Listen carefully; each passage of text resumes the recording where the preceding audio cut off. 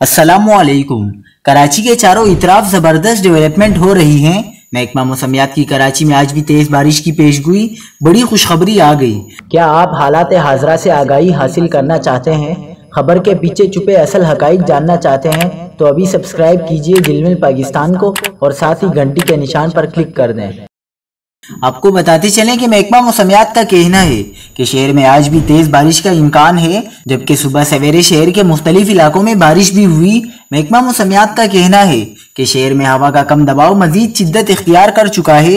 کراچی اور حیدرآباد میں موسلادھار بارشوں سے اربن فلڈنگ کا خدشہ ہے۔ ہوا کا شدید کم دباؤ ڈیپ ڈپریشن میں تبدیل ہو گیا۔ آئندہ 24 سے 36 گھنٹوں کے اندر بحیرہ عرب میں سمندری طوفان بننے کا امکان ہے۔ سمندری طوفان کراچی سے 400 اور ٹٹا سے 350 کلومیٹر کے فاصلے پر موجود ہے۔ سندھ کی ساحلی پٹی میں شدید طوفانی بارش کا امکان ہے۔ کراچی، ٹٹا، گولارچی، بدین، ماتلی، حیدرآباد، میرپور خاص، نوری آباد، کوٹری، ٹنڈو باغوں کے علاقے شامل ہیں۔